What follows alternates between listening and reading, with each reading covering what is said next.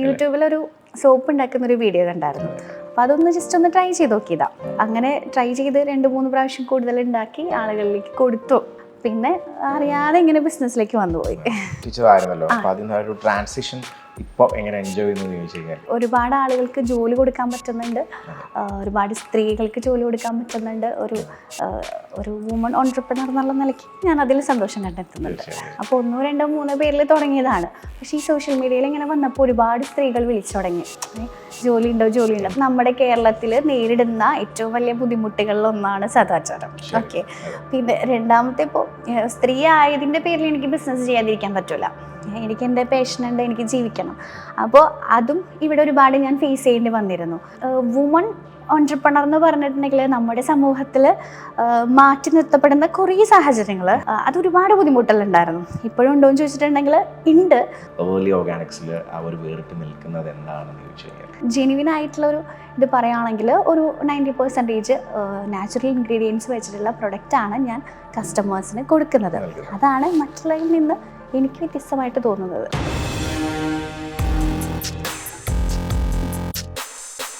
Hello, hi, welcome to brand master. അപ്പോൾ ഇന്ന് brand മാസ്റ്ററിൽ നമ്മൾ ഫീച്ചർ ചെയ്യാൻ പോകുന്ന വ്യക്തി എന്ന് പറഞ്ഞു കഴിഞ്ഞാൽ നമുക്കറിയാം എവേർലി ഓർഗാനിക്സ് എന്ന് പറയുന്നത്. അപ്പോൾ എവേർലി ഓർഗാനിക്സിൻ്റെ MD ആണ് ഇന്ന് എൻ്റെ കൂട്ടത്തിൽ ഉള്ളത്, Sreelakshmi. Hi, welcome. Hi, welcome. So as A entrepreneur എന്തുണ്ട് വിശേഷങ്ങൾ? നല്ല വിശേഷം, അടിപൊളിയായിട്ട് പോകുന്നു. കോവിഡ് ടൈമിംഗ് കോവിഡ് ടൈമിൽ തന്നെയാണ് വന്നത്. എങ്ങനെയായിരുന്നു അതിൻ്റെ ഒരു സ്റ്റാർട്ടിംഗ് എന്ന് പറയുന്നത്? സ്റ്റാർട്ടിങ് ഞാൻ ആക്ച്വലി ടീച്ചറായിരുന്നു. ടീച്ചിങ് പ്രൊഫഷനിൽ നിന്നാണ് ഒരു സംരംഭത്തിലേക്ക് വന്നത്. അപ്പോൾ സ്കൂളിലൊക്കെ പോരുന്ന സമയത്താണെങ്കിൽ നമുക്ക് എന്താ പറയുക, കുട്ടികളായിട്ടുള്ള കുറേ ഇൻട്രാക്ഷൻസും കാര്യങ്ങളും ഉണ്ടായിരുന്നു. പിന്നെ കോവിഡിൻ്റെ സമയത്ത് എല്ലാം ഓൺലൈൻ ക്ലാസ്സുകളായി, വീട്ടിലിരിക്കേണ്ടി വന്നു, ടൈം കൂടുതൽ കിട്ടി. പിന്നെ ജോലിക്ക് പോകുന്നുണ്ടായിരുന്നു. പിന്നെ ഒരു ജോലിക്കൊക്കെ പോയി എന്നുള്ളത് എനിക്കൊരു അത്ര ഇഷ്ടമുണ്ടായിരുന്നൊരു കാര്യമല്ല. പിന്നെ വീട്ടിലിരുന്നൊരു വരുമാനം ഉണ്ടായിരുന്നു, മോളുണ്ടായിരുന്നു. അപ്പം അങ്ങനെ കണ്ടുപിടിച്ചെന്നല്ല, അതിലേക്ക് വന്ന് വിട്ടതാണ്. അതെ, യൂട്യൂബിലൊരു സോപ്പ് ഉണ്ടാക്കുന്ന ഒരു വീഡിയോ കണ്ടായിരുന്നു. അപ്പം അതൊന്ന് ജസ്റ്റ് ഒന്ന് ട്രൈ ചെയ്ത് നോക്കിയതാ. അപ്പോൾ അങ്ങനെ ട്രൈ ചെയ്ത് 2-3 പ്രാവശ്യം കൂടുതൽ ഉണ്ടാക്കി ആളുകളിലേക്ക് കൊടുത്തു. പിന്നെ അറിയാതെ ഇങ്ങനെ ബിസിനസ്സിലേക്ക് വന്നുപോയി. അപ്പോൾ ഈ ടീച്ചർ എന്ന് പറയുന്ന ഒരു ടീച്ചറായിരുന്നല്ലോ, അപ്പോൾ അതിന് ഒരു ട്രാൻസിഷൻ ഇപ്പോൾ എങ്ങനെ എൻജോയ് ചെയ്യുന്നു ചോദിച്ചു കഴിഞ്ഞാൽ ഇപ്പോൾ കുറേ ആൾക്കാരെ കാണുന്നുണ്ട്, ഒരുപാട് കാര്യങ്ങൾ അറിയുന്നുണ്ട്. സ്കൂളിലായിരുന്ന സമയത്ത് നമ്മളുടെ വേറെ കുറേ കാര്യങ്ങൾ മറക്കുന്നതും സന്തോഷം കണ്ടെത്തുന്നതും സ്കൂളിലെ കുട്ടികളുടെ കൂടെയായിരുന്നു. ഇപ്പോൾ പക്ഷെ നമുക്ക് സ്കൂളിലേക്കും പോകാൻ പറ്റുന്നുണ്ട്, അതിനപ്പുറം കസ്റ്റമേഴ്സ് ഒരുപാടുണ്ട്. പിന്നെ ഒരുപാട് ആളുകൾക്ക് ജോലി കൊടുക്കാൻ പറ്റുന്നുണ്ട്, ഒരുപാട് സ്ത്രീകൾക്ക് ജോലി കൊടുക്കാൻ പറ്റുന്നുണ്ട്. ഒരു വുമൺ ഓൺട്രപ്രണർ എന്നുള്ള നിലയ്ക്ക് ഞാൻ അതിൽ സന്തോഷം കണ്ടെത്തുന്നുണ്ട്. ഈ ഒരു എവേർലി ഓർഗാനിക്സിൽ അവർ വേറിട്ട് നിൽക്കുന്നത് എന്താണെന്ന് ചോദിച്ചു കഴിഞ്ഞാൽ നമ്മുടെ എല്ലാ പ്രൊഡക്റ്റും ഹാൻഡ് മെയ്ഡ് പ്രൊഡക്ട്സുകളാണ്. ഇപ്പോൾ ഇന്നത്തെ കാലത്ത് എല്ലാവരും കെമിക്കൽ ഉപയോഗം വളരെ കുറച്ചുകൊണ്ട് വരുവാണ്. അപ്പോൾ പൂർണ്ണമായിട്ട് നമുക്ക് ആ കെമിക്കൽ ഉപയോഗം ഒഴിവാക്കാൻ പറ്റില്ല. അപ്പോൾ കൂടുതലും നാച്ചുറൽ ഇൻഗ്രീഡിയൻസും നാച്ചുറൽ ഫ്രാഗ്രൻസ് ഓയിലൊക്കെ വെച്ചിട്ടുള്ള പ്രൊഡക്ട്സുകളാണ് നമ്മൾ കൂടുതൽ ഉപയോഗിക്കുന്നത്. നമ്മളുടെ ഓരോ പ്രൊഡക്ട്സിലും 100% ഞാൻ പറയുന്നില്ല, പക്ഷേ ഉണ്ടായിരിക്കും. പക്ഷേ നമ്മളുടെ ഒരു ജെനുവിൻ ആയിട്ടുള്ളൊരു ഇത് പറയുകയാണെങ്കിൽ ഒരു 90% നാച്ചുറൽ ഇൻഗ്രീഡിയൻസ് വെച്ചിട്ടുള്ള പ്രൊഡക്റ്റാണ് ഞാൻ കസ്റ്റമേഴ്സിന് കൊടുക്കുന്നത്. അതാണ് മറ്റുള്ളവരിൽ നിന്ന് എനിക്ക് വ്യത്യസ്തമായിട്ട് തോന്നുന്നത്. നമ്മൾ ഒരു ബിസിനസ് സ്റ്റാർട്ട് ചെയ്ത് കഴിയുമ്പോൾ നമ്മൾ അതിനുള്ള ഏറ്റവും ഇമ്പോർട്ടൻ്റ് ഉള്ള കാര്യം മാർക്കറ്റിംഗ് ടെക്നിക്സ് ആയിരിക്കാം. അത് ത്രൂ ചിലപ്പോൾ സോഷ്യൽ മീഡിയ ആവാം, അല്ലെങ്കിൽ അത് തന്നെ ഇപ്പം നല്ല പ്രോഡക്റ്റ് ആണെങ്കിൽ തീർച്ചയായിട്ടും മൗത്ത് പബ്ലിസിറ്റിയിലൂടെ വീണ്ടും സെയിൽസ് കൺവേർഷൻ നടക്കും. That is there. But still അങ്ങനെ നോക്കുമ്പോൾ ഒരു മാർക്കറ്റിംഗ് ടെക്നിക് ഈവൻ ഇനിഷ്യൽ സ്റ്റേജിലും ഇപ്പോഴും ഞാൻ ചോദിക്കുകയാണ്, എന്തായിരിക്കും? ഇനീഷ്യൽ സ്റ്റേജ് ഞാൻ ഫേസ്ബുക്കൊക്കെ അത്യാവശ്യം ഉപയോഗിക്കുന്നുണ്ടായിരുന്നു. ഇപ്പോൾ മലയാളം ടീച്ചറായിരുന്നു, അപ്പോൾ കുറച്ച് മലയാളം ഒക്കെ എന്താണോ നമ്മളുടെ തോട്ട്സ് അല്ലെങ്കിൽ നമ്മളുടെ ഒരു ദിവസത്തെ ഒരു ഫീലിങ്സ്, അതൊക്കെ നമ്മൾ മാക്സിമം എക്സ്പ്രസ് ചെയ്തിരുന്നത് ഫേസ്ബുക്കിൽ എഴുതിയിട്ടാണ്. അപ്പോൾ ഇങ്ങനെ ഒരു വീഡിയോ ഉണ്ടാക്കുന്ന സമയത്ത് ഇപ്പോൾ ഞാനും മോളും ഉണ്ടായിരുന്നു. അപ്പോൾ നമുക്ക് ഇതൊരു സോപ്പ് ഉണ്ടാക്കാമെന്ന് പറയുന്നത് ഭയങ്കര ഒരു എക്സൈറ്റ്മെൻ്റ് ആയിട്ടുള്ളൊരു ഇതായിരുന്നുള്ളൂ. അപ്പോൾ അതിന് ഞാനൊരു വീഡിയോ ആക്കി അത് നമ്മൾ തന്നെ ഇൻഷോട്ടിൽ എഡിറ്റ് ചെയ്ത് ഫേസ്ബുക്കിൽ ആ ഒരു ഇത് പ്രസൻറ്റ് ചെയ്തായിരുന്നു. അപ്പോൾ അത് കണ്ടിട്ടാണ് ആളുകൾ പ്രൊഡക്റ്റ് വേണം, ഞങ്ങൾക്കൊന്ന് ട്രൈ ചെയ്യണം എന്ന് പറഞ്ഞത്. ആദ്യം ഞാൻ 4 ഉണ്ടാക്കിയിട്ടുണ്ടായിരുന്നുള്ളൂ. പക്ഷെ ആ ഒരു ഫേസ്ബുക്കിലെ ഒരു എൻക്വയറീസ് വെച്ചിട്ടാണ് ഞാൻ ശരിക്കും പറഞ്ഞിട്ടുണ്ടെങ്കിൽ ആ പ്രൊഡക്ട്സ് കൂടുതൽ ഉണ്ടാക്കി തുടങ്ങിയത്. അപ്പോൾ ഓർഡേഴ്സ് കൂടി വന്നത് അതെ. അപ്പോൾ ആ സോഷ്യൽ മീഡിയ എന്നെ ഒരുപാട് ഹെൽപ്പ് ചെയ്തിട്ടുണ്ട്. അപ്പം നമ്മൾ തന്നെ മോഡലായിട്ട് തന്നെ നിന്ന് ഇപ്പോൾ ഉണ്ടാക്കുന്ന വീഡിയോസും മുഖത്തിടുന്ന വീഡിയോസൊക്കെ കാണിച്ച് സോഷ്യൽ മീഡിയയിൽ മാക്സിമം ഇപ്പോഴും ഓൾമോസ്റ്റ് അങ്ങനെയൊക്കെ തന്നെയാണ് ചെയ്യുന്നത്. മാർക്കറ്റിംഗ് ഇപ്പോൾ സ്റ്റാർട്ട് ചെയ്തിട്ടേ ഉള്ളൂ ശരിക്കും ബ്രാൻഡിങ് നിലയ്ക്ക്. ഇത് ശരിക്കും ഒരുപാട് കോമ്പറ്റീഷൻ ഉള്ളൊരു ഫീൽഡ് എന്ന് വേണമെങ്കിൽ പറയാം. ഇഷ്ടം പോലെ ഒരുപാട് പിന്നെ it easy to convince also എന്ന് വേണമെങ്കിലും. കാരണം ആൾക്കാർക്ക് ആവശ്യമായിട്ടുള്ള നല്ല പ്രൊഡക്റ്റ് ആണെങ്കിൽ ഓഫ് കോഴ്സ് അവർ മേടിക്കും. അല്ലെ ഇതൊക്കെ തന്നെയാണോ അതോ ഇനി ഒരു ടീമുണ്ടോ? അല്ലെങ്കിൽ ഇപ്പോൾ ഓരോന്ന് നമ്മൾ ചെയ്ത് നോക്കുമ്പോൾ ഇല്ല, തുടക്കത്തിലൊക്കെ ഞാൻ തന്നെയായിരുന്നു. യൂട്യൂബൊക്കെ നോക്കിയിട്ട് കുറേ യൂട്യൂബ് വീഡിയോസ് ഒക്കെ കണ്ട് ഒരു പ്രൊഡക്ട്സ് ഒക്കെ ഉണ്ടാക്കുമായിരുന്നു. നമ്മളിപ്പോൾ കുക്കിംഗ് വീഡിയോസ് ഒരെണ്ണം ചെയ്യണമെന്നുണ്ടെങ്കിൽ കുറേ വീഡിയോസ് കാണുമല്ലോ, അതുപോലെ കുറേ ഒന്ന് കണ്ടു. പിന്നെ അതിന് ശേഷം ഇപ്പം ആദ്യം സോപ്പ് മാത്രമേ തുടങ്ങിയിരുന്നത്. അപ്പോൾ ഓരോരുത്തർ ലിപ് ബാംസ് ഉണ്ടോ, ജിൽസ് ഉണ്ടോ, ഷാമ്പൂ ഉണ്ടോ എന്നൊക്കെ ചോദിക്കുമ്പോൾ പിന്നെ അതിനെക്കുറിച്ചുള്ള വീണ്ടും വീണ്ടും പഠിച്ചു തുടങ്ങി. പിന്നെ എക്സ്പെരിമെൻ്റ് അങ്ങനെ തുടങ്ങിയതാണ്. പിന്നെ ആദ്യത്തെ ഒരു 6 months ഒക്കെ ഞാൻ നോർമലി എൻ്റെ സന്തോഷം മാത്രമേ ഉണ്ടായിരുന്നുള്ളൂ. പിന്നെ ഈ പറഞ്ഞ പോലെ കുറേ സോഷ്യൽ മീഡിയാസിലും പത്രത്തിലും ന്യൂസ് ചാനലിലൊക്കെ വന്നപ്പോൾ എനിക്ക് തോന്നി ഇത് കുറച്ചും കൂടി എനിക്ക് റെസ്പോൺസിബിലിറ്റി കൂടി. അതുവരെ ഒരു വീട്ടിലിരുന്നുള്ളൊരു ഇത്. അതിനുശേഷം പിന്നെ കോഴ്സസ് ഒക്കെ അറ്റൻഡ് ചെയ്തു. ഇതിൻ്റെ ട്രെയിനിങ്, കെമിസ്ട്രി പഠിച്ചു. അങ്ങനെ ഇപ്പോൾ ഒരു ടീമായിട്ട് വർക്ക് ചെയ്യുന്നുണ്ട്. ഇപ്പം നമുക്ക് മാനുഫാക്ചറിങ്ങിനാണെങ്കിലും കെമിസ്റ്റ്, ഒരു ആയുർവേദ ഡോക്ടേഴ്സിൻ്റെ കൂടെ കുറച്ച് നാൾ വർക്ക് ചെയ്തു. അങ്ങനെ ഇപ്പോൾ കുഴപ്പമില്ല. ഇപ്പം നമ്മളെല്ലാം ഇപ്പം നമ്മളൊരു പ്രൊഡക്റ്റ് കൊടുക്കുമ്പോൾ എസ്പെഷ്യലി ഇപ്പോൾ സോപ്പ് അങ്ങനെയുള്ള പ്രൊഡക്റ്റ് കൊടുക്കുമ്പോൾ അതിൽ ഏറ്റവും ഇമ്പോർട്ടൻ്റ് ഒരു കാര്യമാണ് ഹൗ ഇറ്റ് ലുക്സ് എന്ന് വേണമെന്നുണ്ട്. പക്ഷെ ആ കാര്യത്തിൽ എനിക്കൊരു ഡിഫറൻസ് തോന്നിയിട്ടുണ്ട്. It's like very cute shaped. അപ്പം അത് എത്രത്തോളം അതിനെ ഇത് തിങ്ക് ചെയ്തിട്ടാണ് ഡെവലപ്പ് ചെയ്യുക? അതൊരു മെയിൻ ഫാക്ടറും കൂടെ മെയിൻ ഫാക്ടറാണ്. അത് പറഞ്ഞു നമുക്കിപ്പോൾ ഒരാൾക്ക് പ്രസൻറ്റ് ചെയ്യാന്ന് പറയുന്നത് അത് നമ്മളെങ്ങനെ പ്രസൻറ്റ് ചെയ്യുന്നു എന്നുള്ളത് പോലെ ആയിരിക്കും. ഇപ്പോൾ എനിക്കാണെന്നുണ്ടെങ്കിലും എല്ലാവരുടെ പോലെ ആവാനായിട്ട് എനിക്കിഷ്ടമല്ല. അതിപ്പോൾ സംസാരിക്കുകയാണെങ്കിലും ഡ്രസ്സിങ് ആണെങ്കിലും ഒക്കെ. അപ്പോൾ നമ്മളായിട്ട് ഒരു പ്രൊഡക്റ്റ് ഉണ്ടാക്കി കൊടുക്കുമ്പോൾ എല്ലാവരും കൊടുക്കുന്ന പോലെ അല്ലാതെ അതിനൊരു യുണീക്നെസ് വേണമെന്ന് ആഗ്രഹിക്കുന്നുണ്ടായിരുന്നു. ഐഡന്റിറ്റി ഉണ്ടല്ലോ, നമ്മളെ ഐഡന്റിറ്റി പോലെ തന്നെ നമ്മുടെ പ്രൊഡക്റ്റിനൊരു ഐഡന്റിറ്റി. അപ്പോൾ ഫസ്റ്റ് എല്ലാവരും നോക്കുന്നത് പാക്കിംഗ് ആയിരിക്കും. അപ്പോൾ ഇതുവരെ എവിടെയും കാണാത്ത പാക്കിംഗ് ആയിരിക്കണം. അപ്പോൾ കുറേ ഷോപ്സുകൾ കുറേ കയറി ഇറങ്ങിയിട്ടാണ് ഒരു പാക്കിങ്ങിൻ്റെ ഒരു മെറ്റീരിയൽ കിട്ടി. അപ്പോൾ അത് പാക്ക് ചെയ്തു. പിന്നെയും ആലോചിച്ചു എന്ത് വെറൈറ്റി കൊണ്ടുവരാം. ഇപ്പോൾ യൂട്യൂബിലൊക്കെ നോക്കുമ്പോൾ എല്ലാവരും ഒരേപോലെ കുറേ കാണുന്നുണ്ട്. അപ്പോൾ അങ്ങനെ കുറേ മോൾഡ്സുകൾ അങ്ങനെ കുറേ വാങ്ങിച്ച് അങ്ങനെ ഒരു വെറൈറ്റി മാത്രമേ ഉണ്ടായിരുന്നുള്ളൂ മനസ്സിൽ. അത് ഇപ്പോൾ തരുന്ന ഫീഡ്ബാക്ക്, കസ്റ്റമേഴ്സ് തരുന്ന ആ ഒരു കാര്യത്തിൽ ക്വാളിറ്റിയിലുപരി ഇപ്പോൾ ഫസ്റ്റ് ഇംപ്രഷൻ കാണുമ്പോൾ ഉള്ളതായിരിക്കും. അത് കസ്റ്റമറുടെ ഫീഡ്ബാക്ക് എങ്ങനെ ആദ്യം? ഇല്ല, ശരിക്കും പറഞ്ഞാൽ എല്ലാ കസ്റ്റമേഴ്സും ആ ഒരു ക്യൂട്ട്നെസ്സും ആ ഒരു പാക്കേജിങ് കണ്ടിട്ടാണ് ഏറ്റവും കൂടുതൽ വാങ്ങിക്കുന്നത്. First impression. ഇപ്പം നമ്മളിപ്പോൾ വലിയ ബ്രാൻഡ്സ് ഒന്നും അല്ല. അപ്പം നമുക്ക് ഇപ്പോൾ ഇത്ര ആൾക്ക് നമ്മുടെ പോലെ തന്നെ ഒരുപാട് ഓർഗാനിക് സോപ്സ് ഉണ്ട്, ഹാൻഡ് മെയ്ഡ് സോപ്സ് ഉണ്ട്. പക്ഷേ ആ ഒരു first impression is the best impression എന്ന് പറയുന്ന പോലെ എല്ലാവരും ആ ഒരു പാക്കേജിങ് കണ്ടിട്ട് തന്നെയാണ് ഗിഫ്റ്റ് ഹാമ്പേഴ്സ് ആയിട്ടൊക്കെ അത് കൊടുക്കുന്നുണ്ടായിരുന്നു. അപ്പോൾ ഫസ്റ്റ് ഞാൻ സ്റ്റാർട്ട് ചെയ്ത് കുറച്ച് ദിവസം കഴിഞ്ഞപ്പോൾ തന്നെ വാലന്റൈൻസ് ഡേ വന്നു. അപ്പോൾ എനിക്ക് വാലന്റൈൻസ് ഡേക്ക് സംതിങ് സ്പെഷ്യൽ ആയിട്ട് എന്തെങ്കിലും വേണമല്ലോ. അപ്പോൾ റെഡ് വൈൻ സോപ്സ് ഉണ്ടായിരുന്നു. അപ്പോൾ അങ്ങനെ തുടങ്ങിയപ്പോൾ പിന്നെ എനിക്ക് ഓക്കെ കുറച്ചും കൂടി ഇൻട്രസ്റ്റ് ആയി, ഡെവലപ്പ് ആക്കാമെന്ന് വിചാരിച്ചു. അപ്പോൾ അത് പിന്നെ ഉപയോഗിച്ച് നോക്കിയിട്ട് 100% ക്വാളിറ്റി ഇല്ലാതെ ആരും പിന്നീട് വാങ്ങിക്കില്ലല്ലോ. അപ്പോൾ ക്വാളിറ്റി പ്രൊഡക്റ്റിന്റെ മെയിൻറ്റെയിൻ ചെയ്യാന്ന് മാത്രമായിരുന്നു. പിന്നെ പ്രസന്റേഷനും. ശരി. അപ്പോൾ ഇതിനിപ്പം എത്ര കൈൻഡ് ഓഫ് പ്രോഡക്ട്സ് ഉണ്ട്? നമുക്ക് തീർച്ചയായിട്ടും അറിയാം നമുക്കിപ്പം. പക്ഷെ അതല്ല, നമ്മൾ കാണുന്ന ആൾക്കാരുണ്ടാവും, അല്ലെങ്കിൽ ഇത് കണ്ടിട്ടില്ലാത്തവരുണ്ടാവും. അപ്പോൾ എന്തൊക്കെ പ്രോഡക്ട്സ് ആണ് എസ്പെഷ്യലി കോസ്മെറ്റിക്സ് റിലേറ്റഡിലോട്ട് വരുമ്പോൾ അവർക്ക് അറിയാനും ഒരു ആകാംക്ഷ ഉണ്ടാവും എന്തൊക്കെയാണെന്ന്. ഇപ്പോൾ സോപ്സിലാണല്ലോ നമ്മൾ തുടങ്ങിയത്. സോപ്സ് തന്നെ പിന്നെ ഒരു അലോവേര ആയിരുന്നു തുടങ്ങിയത്. പിന്നെ ഓരോന്നോരോന്ന് കൂട്ടി എനിക്കും ഭയങ്കര ഇൻട്രസ്റ്റ് ആയിരുന്നു ഓരോ ദിവസം പുതിയത് ഉണ്ടാക്കാൻ. പിന്നെ അതൊരു 12 ടൈപ്പിലേക്ക് എത്തിച്ചു. പക്ഷേ 12 എണ്ണം മാർക്കറ്റ് ചെയ്യാന്ന് പറഞ്ഞാൽ എളുപ്പമുള്ള കാര്യമല്ല. അപ്പോൾ ആ ഏറ്റവും എന്താ പറയുക ഭയങ്കര പ്രീമിയം ആയിട്ട് അല്ലെങ്കിൽ എല്ലാവർക്കും ഇഷ്ടമുള്ള, എനിക്കടക്കം ഇഷ്ടമുള്ള ഒരു 5 സോപ്സിൽ എത്തിച്ചു. ഊതിൻ്റെ ഒക്കെ കുറേ സോപ്സ് ഉണ്ടായിരുന്നു. അപ്പോൾ നമ്മൾ അറബ്സിനൊക്കെ കൂടുതൽ ഇഷ്ടമുള്ള സോപ്സ് ഊതിൻ്റെ ഒരു ഫ്ലേവർ ആയിരിക്കുമല്ലോ. അപ്പോൾ ആ ഒരു മണം. അപ്പോൾ നമ്മൾ എല്ലാവരും ചെയ്യുന്ന പോലെ ഇവിടെ മാത്രം മാർക്കറ്റ് ചെയ്യാനല്ല ഉദ്ദേശിക്കുന്നത്. മെയിനായിട്ട് നമുക്ക് എക്സ്പോർട്ട് ചെയ്യണം, കുറച്ചും കൂടെ പ്രീമിയം ആളുകളിലേക്ക് എത്തിക്കണം എന്നുള്ളൊരു ആഗ്രഹം ഉണ്ടായിരുന്നു. അപ്പോൾ അങ്ങനെ ഊതിൻ്റെ കുറച്ച് ഫ്ലേവേഴ്സ് എടുത്തു. പിന്നെ lip balms, face gels, shampoos, അങ്ങനെ ശരിക്കും 35ഓളം പ്രൊഡക്റ്റ് ഉണ്ട്. 35 പ്രൊഡക്ട്സ് ഉണ്ട്. അതിലും കൂടുതലുണ്ടായിരുന്നു. പക്ഷേ മാർക്കറ്റിംഗ് എളുപ്പമല്ലാത്തതുകൊണ്ട് ഞാനത് കുറച്ച് ഇപ്പൊ എത്ര നല്ല രീതിയിൽ പോകുന്ന ഒരു ബിസിനസ് ആണെങ്കിലും അതിൻ്റെ ഒരു ചാലഞ്ച് എപ്പോഴും ഉണ്ടാവും. അപ്പോൾ അത് ഓരോ ആൾക്കാർക്കും ഡിപ്പെൻസ് ആയിരിക്കും. ചിലർക്ക് ചില കാര്യങ്ങളായിരിക്കും, മാർക്കറ്റിംഗ് ആയിരിക്കും ചാലഞ്ച്, ചിലർക്ക് സെയിൽസ് കൺവേർഷൻ ആയിരിക്കാം. സോ അങ്ങനെ നോക്കുമ്പോൾ ഉള്ള ചാലഞ്ചസ് ഇപ്പോൾ എന്താണ്, പിന്നെ ബിഫോർ സ്റ്റാർട്ടിങ് ടൈമിലും എന്തായിരുന്നു എന്ന് ചോദിച്ചാൽ? ഇപ്പോൾ ചാലഞ്ചിങ് മാർക്കറ്റിംഗ് തന്നെയാണ്. ഇപ്പോൾ ഒരു പ്രൊഡക്റ്റ് ഉണ്ടാക്കുക എന്ന് പറഞ്ഞിട്ടുണ്ടെങ്കിൽ ഏറ്റവും എളുപ്പമുള്ള ഒരു കാര്യം. ഓക്കെ, ഇപ്പോൾ ഒരു സോപ്പാണെങ്കിലും ഒരു ലിപ് ബാം ആണെങ്കിലും അതിനൊരു ഫോർമുലേഷൻ ഉണ്ടാവുള്ളൂ. ഫ്രാഗ്രൻസ് ഓയിൽ മാറും, പാക്കേജിങ് മാറും, ബ്രാൻഡിങ് മാറും. അതല്ലാതെ ഇപ്പോൾ അതിന് ഫോർമുലേഷൻസോ കെമിക്കൽസോ അല്ലെങ്കിൽ ഇൻഗ്രീഡിയൻസോ ഒന്നും മാറുന്നില്ല. ഓക്കെ, ഫ്ലേവേഴ്സ് മാത്രം. പക്ഷെ മാർക്കറ്റ് ചെയ്യാന്ന് പറഞ്ഞിട്ടുണ്ടെങ്കിൽ ഭയങ്കര ടഫാണ്. ഒന്നാമത് ഹ്യൂജ് ഇൻവെസ്റ്റ്മെൻറ്റ് വേണം മാർക്കറ്റിങ്ങിന്. കാരണം കോമ്പറ്റീറ്റേഴ്സ് ഇഷ്ടം പോലെയാണ്. അപ്പോൾ എൻ്റെ പോലെ തന്നെ കോവിഡ് സമയത്ത് കയറി വന്ന ഒരുപാട് ബ്രാൻഡുകളുണ്ട്. അപ്പോൾ മാർക്കറ്റിംഗ്, സെയിൽസ്, സ്റ്റാഫുകൾ, ഇതൊക്കെയാണ് ഇപ്പോൾ നേരിടുന്ന ബുദ്ധിമുട്ടുകൾ. ഫസ്റ്റ് വന്ന ടൈമിലോ അല്ലെങ്കിൽ ഒന്ന് വന്ന ആ ഒരു ഇനീഷ്യൽ മന്ത്സ് ആവാം. അതെ അതെ, ഇനീഷ്യൽ മന്ത്സിൽ ഒരുപാട് ചാലഞ്ചസ് ഉണ്ടായിരുന്നു. പക്ഷേ അതെന്നെ കൂടുതൽ സ്ട്രെസ് ആക്കിയിരുന്നില്ല. കാരണം എനിക്ക് ഒന്നും അറിയാണ്ടാണ് ഞാൻ ബിസിനസ്സിലേക്ക് വരുന്നത്. ഒന്നും അറിയാത്ത ആൾക്കാർക്ക് ഒരു ടെൻഷനും ഇല്ലല്ലോ. ഒരു ടെൻഷനും ഇല്ലാതെ ആയിരിക്കും നമ്മൾ ബിസിനസ്സിനെ കാണുന്നത്. കിട്ടിയെന്നുള്ള മൈൻഡ്.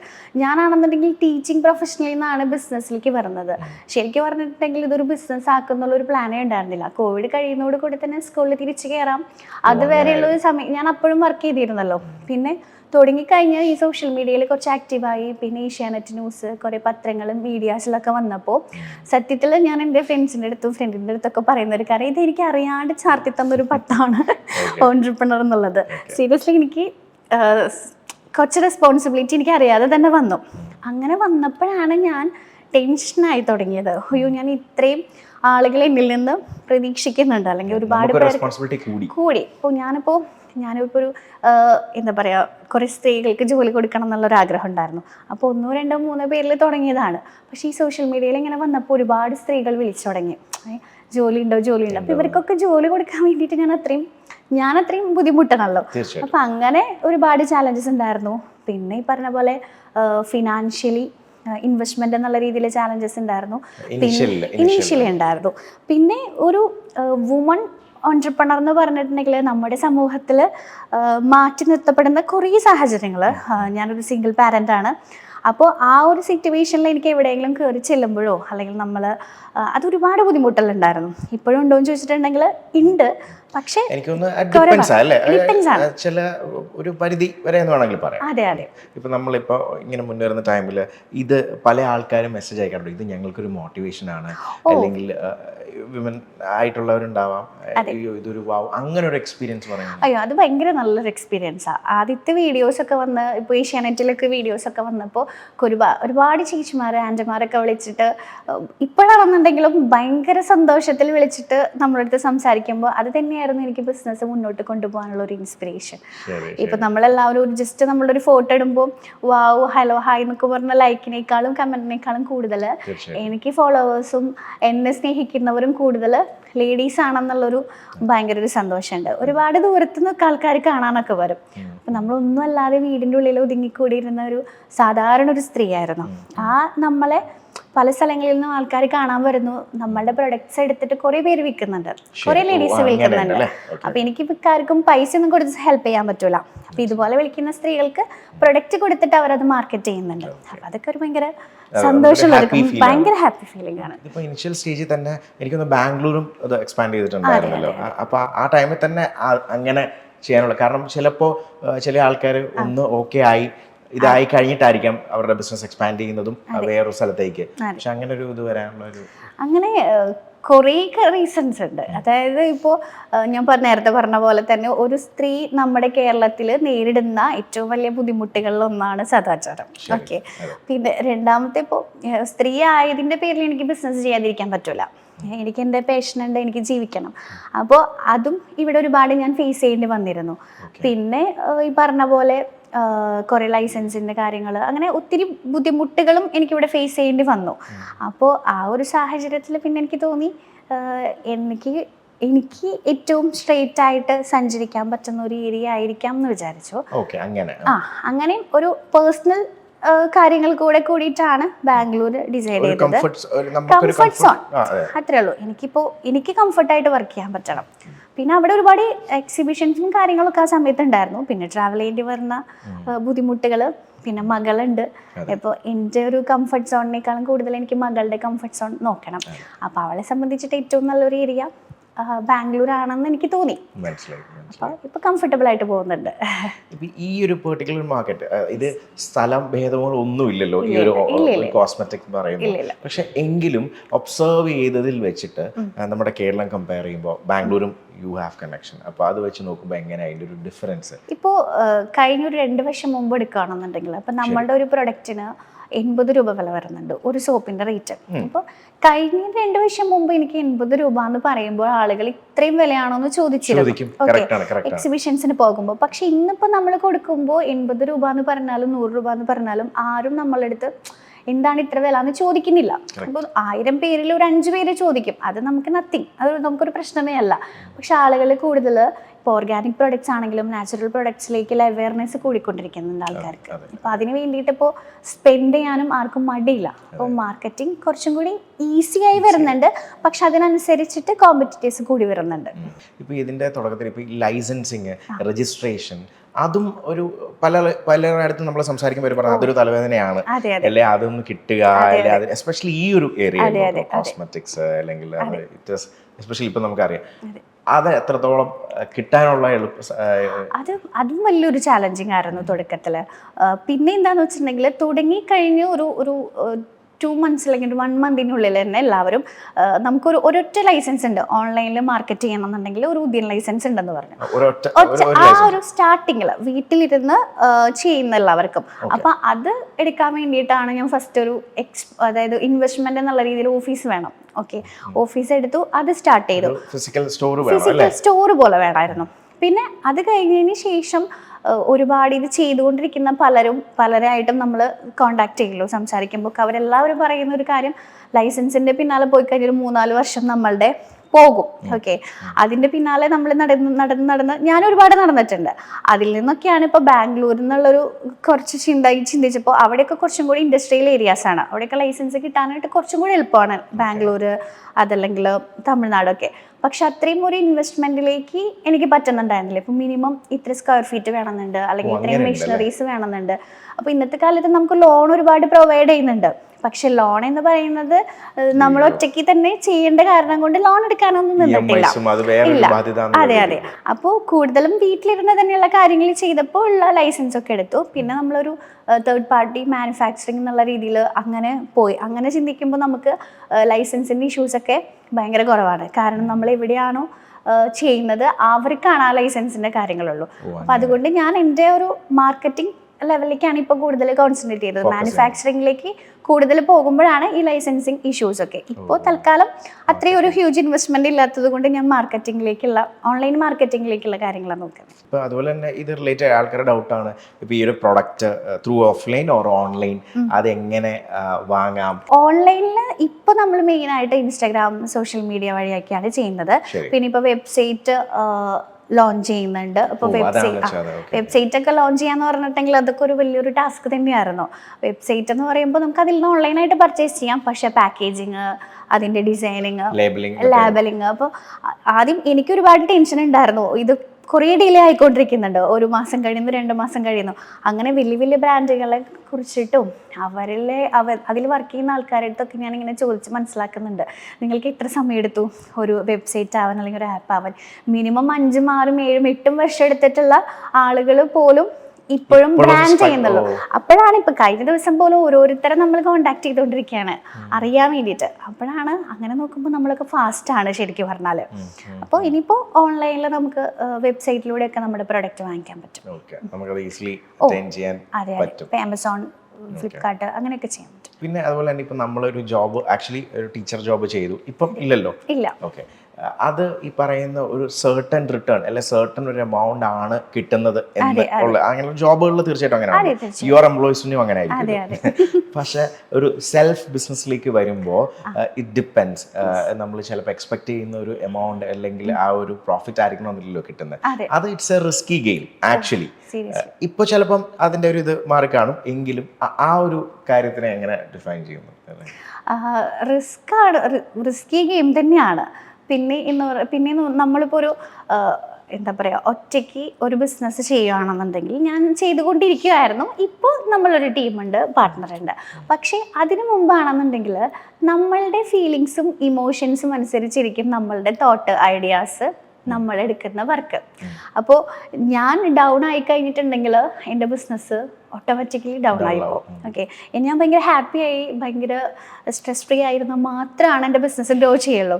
ഞാൻ എത്ര ഹാർഡ് വർക്ക് ചെയ്യുന്നതിനനുസരിച്ചിരിക്കും ഗ്രോ ചെയ്യുന്നത്. അപ്പോൾ ഞാൻ സ്മാർട്ടായിട്ട് വർക്ക് ചെയ്താൽ എനിക്ക് കൂടുതൽ ഇൻകം കിട്ടും. ഓക്കെ, ഞാൻ ഡൗൺ ആയിട്ട്, ഞാൻ ലേസി ആയിട്ട് വർക്ക് ചെയ്ത് കഴിഞ്ഞിട്ടുണ്ടെങ്കിൽ ഇൻകം പ്രോഫിറ്റ് ഭയങ്കരമായിട്ട് കുറയും. അതിനൊരു ടീമും അതിനൊരു ഒരു കറക്റ്റ് ഒരു വർക്ക് പ്ലാൻ ഉണ്ടെന്നുണ്ടെങ്കിൽ തീർച്ചയായിട്ടും ഹൈ റേറ്റിലേക്ക് എത്താൻ പറ്റും. ഒരു എംപ്ലോയി ആയിട്ട് ജോലി ഒരിക്കലും ചെയ്യില്ല എന്ന് ബിസിനസ് തുടങ്ങി കുറച്ച് ദിവസം കൊണ്ട് തന്നെ മനസ്സിലാക്കി. കാരണം തുടക്കത്തിലൊക്കെ ഭയങ്കര ഹാർഡ് വർക്കിംഗ് ആണ്, ഭയങ്കര പാഷനേറ്റ് ആയിരിക്കുമല്ലോ. പിന്നെ നമ്മൾ ആ ഒരു മോഡിലാണ് നിൽക്കുന്നത്. അപ്പോൾ ഞാനൊരു മാസം വേറൊരു കമ്പനിയിൽ ജോലി ചെയ്താൽ എനിക്ക് കിട്ടുന്നത് മാക്സിമം എത്രയാണെന്ന് എനിക്കറിയാം. അപ്പോൾ എനിക്ക് മനസ്സിലായി ജോലി എന്താണെങ്കിലും ചെയ്യില്ല. സീരിയസ്ലി. അപ്പം അങ്ങനെയാണ് ഞാൻ ആ ഒരു ബിസിനസിന്റെ ഒരു റിസ്ക് എടുക്കാൻ തയ്യാറായത്. റിസ്ക് എടുത്ത് കഴിഞ്ഞിട്ടുണ്ടെങ്കിൽ തീർച്ചയായിട്ടും അതെടുത്ത് നന്നായി ഇപ്പൊ തോന്നുന്നുണ്ട്. പിന്നെ തീർച്ചയായിട്ടും. അപ്പോൾ ഇപ്പം മൊത്തം നമ്മുടെ കമ്പനിയിൽ എത്ര എംപ്ലോയീസ് ഉണ്ട്? എംപ്ലോയീസ് ഇപ്പോൾ നമുക്കിപ്പോൾ ഒരു സാലറീഡ് ആയിട്ട് പറയുകയാണെന്നുണ്ടെങ്കിൽ ഒരു 5 പേരിൻ്റെ ഉള്ളിൽ നമ്മൾ ചെയ്യുന്നുണ്ട്. നമുക്ക് മാർക്കറ്റിംഗ്, പക്ഷെ നമ്മൾ മാനുഫാക്ചറിങ്ങിൻ്റെ വേറെ ആൾക്കാർ, ഇപ്പോൾ ഡിജിറ്റൽ മാർക്കറ്റിംഗ് വേറെ, ഓൺലൈൻ വേറെ, സ്റ്റാഫുകളായിട്ട് വേറെ, അപ്പോൾ അങ്ങനെ ഔട്ട്സോഴ്സ് ചെയ്യുന്നുണ്ട് നമ്മൾ. Okay okay. അപ്പം അവരൊക്കെ തരുന്നൊരു സപ്പോർട്ടും ഒരു വൺ സപ്പോർട്ട് നല്ല ഉള്ള സമയത്ത് നല്ല സപ്പോർട്ടാണ്. പക്ഷെ ഇന്ന് സ്റ്റാഫുകൾ മാനേജ് ചെയ്യാന്ന് പറഞ്ഞു കഴിഞ്ഞിട്ടുണ്ടെങ്കിൽ കുറച്ച് ഭയങ്കര ടഫാണ്. എനിക്കൊക്കെ ഭയങ്കര ഒരു ടഫായിട്ടുള്ളൊരു ഏരിയ സ്റ്റാഫ് മാനേജ്മെൻ്റ് ആണ്. ഇപ്പോൾ ഗ്രാജുവലി മാറിക്കൊണ്ടിരിക്കുകയാണ്. തുടക്കത്തിൽ നമ്മളും ഭയങ്കര എന്താ പറയുക, സോഫ്റ്റ് സ്പോക്കൺ ആയിട്ട് സംസാരിക്കും, അല്ലെങ്കിൽ കുറച്ച് ഇതായിട്ട്, അതൊക്കെ നമ്മുടെ ബിസിനസ്സിന് അത് നന്നായിട്ട് പ്രോബ്ലം ആണ്. നമുക്ക് ആഗ്രഹം ഉണ്ടെങ്കിൽ നമ്മുടെ ബേസിക് നേച്ചർ കൊണ്ട് നമ്മൾ സോഫ്റ്റ് ആകില്ല. അതാ. പക്ഷെ ഇപ്പോൾ ഗ്രാജുവലി അത് മാറിക്കൊണ്ടിരിക്കുന്നുണ്ട്. പക്ഷെ ഇപ്പോൾ കുഴപ്പമില്ല, ടീമൊക്കെ ആയിട്ട്. ഇപ്പം ഞാൻ എന്താ പറയുക, ഓരോ ഏരിയാസ് ഇപ്പോൾ 3 വർഷമായില്ലേ, മാനുഫാക്ചറിങ് അല്ലെങ്കിൽ മാർക്കറ്റിംഗ്, ഡിജിറ്റൽ മാർക്കറ്റിംഗ്, ഓരോ ഏരിയാസ് ആയിട്ട് ഞങ്ങൾ സെപ്പറേറ്റ് ചെയ്തിട്ട് വർക്ക് ചെയ്യുന്നതുകൊണ്ട് കുഴപ്പമില്ല. ഇതിലേക്ക് വരാൻ ഇൻട്രസ്റ്റ് ഉള്ള ആൾക്കാരുണ്ട് ഇപ്പൊ, പക്ഷെ അവർക്കൊരു സ്റ്റാർട്ടിങ് ട്രബിൾ ഉണ്ട്. ടിപ്പ് എന്നതിലുപരി ചില കാര്യങ്ങൾ ഒരു അഡ്വൈസ് പോലെ കിട്ടുന്നത് നന്നായിരിക്കും ഫ്ലറിഷായ ഒരു വ്യക്തികളെ സംബന്ധിച്ച്. തീർച്ചയായിട്ടും അങ്ങനെ നോക്കുകയാണെങ്കിൽ എന്തൊക്കെ ആയിരിക്കും അവർക്ക് കൊടുക്കാൻ പറ്റുക? അതാണ് പറഞ്ഞത്. ഇപ്പൊ നമ്മളുടെ സോഷ്യൽ മീഡിയാസ്, വീഡിയോസ് ഒക്കെ കണ്ടിട്ട് വിളിക്കുന്ന, പ്രൊഡക്റ്റ് വാങ്ങിക്കാൻ വിളിക്കുന്നവരിലേക്കാളും കൂടുതൽ വിളിക്കുന്ന സ്ത്രീകൾ, മാഡം ഞങ്ങൾ ഇങ്ങനെയാണ് ഞങ്ങളുടെ സിറ്റുവേഷൻ, അല്ലെങ്കിൽ ഞങ്ങൾക്ക് എന്തെങ്കിലും ബിസിനസ് തുടങ്ങണം, അപ്പോൾ മാഡത്തിൻ്റെ ഈ വീഡിയോ കണ്ടിട്ട് ഞങ്ങൾക്ക് ഭയങ്കരമായിട്ട് ഇൻസ്പിറേഷൻ ഉണ്ട്. കുറേ പേര് ഞാൻ തുടങ്ങിയതിന് ശേഷം തുടങ്ങിയിട്ടുള്ള ഒരുപാട് ആൾക്കാരുണ്ട് കേട്ടോ. കണ്ടിട്ട് അവര് സോപ്സ് ഒക്കെ ഉണ്ടാക്കിയിട്ട് എനിക്ക് ഒരുപാട് സോപ്സ് കൊറിയർ ചെയ്ത് തരുമായിരുന്നു. അപ്പൊ അതൊക്കെ കാണുമ്പോൾ നമുക്ക് നല്ല സന്തോഷമുണ്ട്. നമുക്ക് അറിയുന്ന ടിപ്പ് നമ്മൾ മറ്റുള്ളവർക്ക് പറഞ്ഞു കൊടുക്കുന്നു. ഓക്കെ, പക്ഷേ ഇത് ഇങ്ങനെ ചെയ്യാവുന്ന ആൾക്കാരുടെ അടുത്ത് തുടക്കത്തിലൊക്കെ ഞാൻ കുറേ ടൈം അവർക്ക് വേണ്ടി സ്പെൻഡ് ചെയ്യും, കുറേ കാര്യങ്ങൾ പറഞ്ഞു കൊടുക്കും. പക്ഷെ അപ്പോഴൊന്നും എനിക്കൊരു പ്രശ്നവും പ്രോബ്ലം ഒന്നും ഉണ്ടായിരുന്നില്ല. ഞാനൊരു ബിസിനസ്സിൻ്റെ ഒരു ചാലഞ്ചിങ് ഒന്നും ഉണ്ടായിരുന്നില്ല. പക്ഷെ ഇപ്പോൾ കഴിഞ്ഞൊരു 1 year ആയിട്ട്, അല്ലെങ്കിൽ ആ ഒരു സമയം തൊട്ട് എനിക്ക് മനസ്സിലാവും മാർക്കറ്റിംഗ് എന്ന് പറഞ്ഞാൽ ഭയങ്കര ടഫാണ്.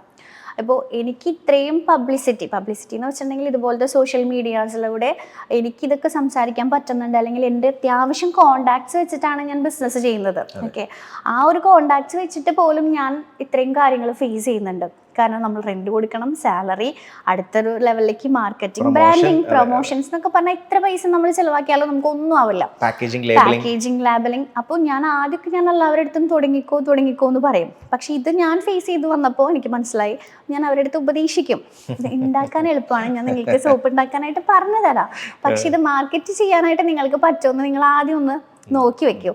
മാർക്കറ്റിംഗ്, ലൈസൻസിങ്ങിൻ്റെ കാര്യങ്ങൾ, അതൊക്കെ നമ്മൾ തിരിച്ചാലേ അറിയുള്ളൂ. കാരണം ഈ സോപ്പ് ഉണ്ടാക്കാൻ ബിസിനസ് തുടങ്ങാൻ വിളിക്കുന്ന ആൾക്കാർ സാധാരണക്കാരായിരിക്കും. അവർ ചിലപ്പോൾ ആകെ ഒരു 50,000 രൂപയോ 25,000 രൂപയോ വെച്ചിട്ടായിരിക്കും. അപ്പോൾ ആദ്യത്തെ തവണ അവർ ഉണ്ടാക്കിയിട്ട് ആദ്യത്തെ തവണ അവർ വാങ്ങിക്കും, രണ്ടാമത് വാങ്ങിക്കാൻ പറ്റില്ലല്ലോ, ഇൻവെസ്റ്റ്മെന്റ്. പിന്നെ നമ്മൾ തുടങ്ങുന്ന ബിസിനസ് ആണെന്നുണ്ടെങ്കിലും മാർക്കറ്റിംഗ് എല്ലാവരും ആദ്യം തന്നെ പഠിക്കാം. പിന്നെ ഇപ്പോൾ ഞാനൊക്കെ ചില സമയത്ത് എനിക്ക് ഇപ്പോഴല്ല കേട്ടോ, കുറേയൊക്കെ നാൾ മുമ്പ് മുന്നോട്ട് പോകാൻ പബ്ലിസിറ്റി കിട്ടുന്നുണ്ട്, ആൾക്കാർ വിളിക്കുന്നുണ്ട്, കുറേ സ്വീകരണങ്ങൾ അവാർഡുകളൊക്കെ കിട്ടുന്നുണ്ട്. പക്ഷേ സെയിൽസ് നടക്കണ്ടേ? സെയിൽസ് നടക്കാൻ വേണ്ടിയിട്ട് നമ്മൾ എന്ത് ചെയ്യും? ചില സമയത്തൊക്കെ നമുക്ക് അയ്യോ വേണോ വേണ്ടേന്ന് പോലും തോന്നിപ്പോ. ചില സിറ്റുവേഷനിൽ മന്ത് എന്നുള്ളൊരു രീതിയിൽ എനിക്ക് തോന്നുന്നില്ല. ചിലപ്പോൾ നമ്മളുടെ പേഴ്സണൽ ലൈഫ് ആയിരിക്കാം, ഇമോഷണലി ആയിരിക്കാം, അല്ലെങ്കിൽ ഒരു ലേഡി എന്നുള്ളൊരു ചില സമയത്ത് വരുന്നൊരു ഫീൽ ആയിരിക്കാം. പക്ഷെ ആ സമയത്തൊക്കെ ക്ഷമയോട് കൂടെ കാത്തിരിക്കാനുള്ളൊരു മനസ്സുണ്ടായിരുന്നു. ഇതല്ലാതെ വേറെ ഒന്നുമില്ല. ഇതിൽ മുന്നോട്ട് പോകാന്നുള്ളൊരു ഇതുകൊണ്ടായിരിക്കാം ഒരു പക്ഷേ ആ ഒരു ഗ്രോത്ത് എനിക്ക് കിട്ടുന്നത്. ചില ദിവസം നമ്മൾ ഇന്ന് ഡൗൺ ആയിട്ടിരിക്കുന്ന ദിവസമായിരിക്കും ഇതുപോലൊരു നല്ലൊരു വല്ല ഓഫർ വരാം. അപ്പോൾ ഓക്കെ ഫൈൻ, ആ ഒരു ഓക്കെ എന്ന് പറഞ്ഞാൽ ആ ഒരു രീതിയിലുള്ള ഒരു ട്രസ്റ്റ്, നമ്മളോടും ബിസിനസ്സിനോടുള്ള ഒരു ട്രസ്റ്റ് വെച്ചിട്ടാണ് മുന്നോട്ട് പോകുന്നത്. ഈ എവർലി എന്നുള്ള നെയിം സജസ്റ്റ് ചെയ്ത് ഓൺ മൈൻഡിൽ വന്നതാണോ അതോ? എൻ്റെ മൈൻഡിലല്ല, ഇതിൻ്റെ ഒക്കെ പിന്നിലുള്ള ഒരു ആൻറ്റി ഉണ്ട്. ആ ആൻറ്റിയുടെ കറ്റാർവാഴയും ആ ആൻറ്റിയുടെ വീടിൻ്റെ തൊട്ടടുത്ത് തന്നെയാണ് ഞാൻ നിന്നിട്ടുണ്ടായിരുന്നത്. ആൻറ്റിക്ക് ഒരുപാട് ആൾക്കാരായിട്ട് വലിയ വലിയ കോൺടാക്ട്സുകൾ ഉണ്ടായിരുന്നു. സുമംഗല ആൻറ്റി എന്നാണ് പേര്. ആ ആൻറ്റി സജസ്റ്റ് ചെയ്ത പേരാണ് എവർലി എന്നുള്ളൊരു പേര്. എവർലി എന്ന് പറഞ്ഞാൽ എന്നേക്കും എന്നാണ് അർത്ഥം, എല്ലായ്പ്പോഴും. അപ്പോൾ അങ്ങനെ വന്നിട്ടുള്ളൊരു പേരായിരുന്നു അത്. ആൻറ്റി തന്ന അലോവേരയും ആൻറ്റി തന്ന കസ്റ്റമേഴ്സും ആൻറ്റി തന്നെയാണ് എന്നെ ഒരുപാട് മാർക്കറ്റ് ചെയ്ത് ഇവിടത്തേക്ക് എത്തിച്ചത്. ഇതിപ്പോ കാണുന്ന പലരും ഉണ്ടാവും, ഓക്കെ ഇത് ഞാൻ മേടിക്കുന്ന പ്രൊഡക്റ്റ്, യെസ് അവര് വന്നു, ശ്രീലക്ഷ്മി വന്നു എന്നുള്ള രീതിയിൽ യുവർ കസ്റ്റമേഴ്സ് ഇത് കാണുന്നുണ്ടാവും, അല്ലെങ്കിൽ ഇനി കസ്റ്റമേഴ്സ് ആവാൻ പോകുന്നവരുണ്ടാവും. അപ്പോൾ അവരുടെ അടുത്ത് എന്താണ് പറയാനുള്ളത്? എല്ലാവരുടെ അടുത്തും പറയാനുള്ളത്, നമുക്കിപ്പോൾ ജെന്യുവിൻ ആയിട്ടുള്ള, അതായത് ഇപ്പോൾ നമ്മൾ ഒരു മനുഷ്യൻ്റെ അടുത്ത് നല്ല സ്നേഹത്തോടു കൂടി ഭക്ഷണം നമ്മൾ ഉണ്ടാക്കി വിളമ്പി കൊടുക്കുമ്പോൾ അവർക്ക് നമ്മൾക്കും കിട്ടുന്ന ഒരു സാറ്റിസ്ഫാക്ഷൻ ഉണ്ട്. ടേസ്റ്റ് കുറഞ്ഞാലും കൊടുക്കുന്ന ആൾക്കാരുടെ ഒരു സാറ്റിസ്ഫാക്ഷൻ ഉണ്ട്. അതുപോലെ തന്നെയാണ് ഞാൻ എൻ്റെ പ്രൊഡക്റ്റ് ഉണ്ടാക്കുന്നതും അത് പ്രസൻറ്റ് ചെയ്യുന്നതും മറ്റുള്ളവർക്ക് കൊടുക്കുന്നതും. ഇപ്പം നമ്മളുടെ ആ ഒരു സ്നേഹവും നമ്മളുടെ ആ ഒരു ജെന്യുവിൻ ആയിട്ടുള്ളൊരു ഇതെല്ലാം നമ്മുടെ പ്രൊഡക്റ്റിലുണ്ട്. അത് മാത്രമാണ് എനിക്ക് കസ്റ്റമേഴ്സിന് കൊടുക്കാവുന്ന ഒരു പ്രോമിസ് എന്ന് പറയുന്നത്.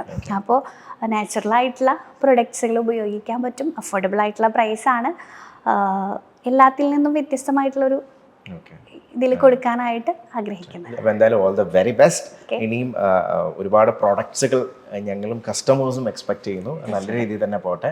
ഇറ്റ്സ് എ യുണീക്ക് ഒരു ഡിഫറെൻറ്റ് പ്രോഡക്ട്സ് ആണ്, ഓർഗാനിക് ആണ് maximum compare to the other products നോക്കുമ്പോൾ. കമ്പോണൻസ് കൂടുതലും ഓർഗാനിക് ആയതുകൊണ്ട് it is safe to use also. So to experience use ചെയ്യുക, and all the very best, and thank you so much. Thank you. Yeah.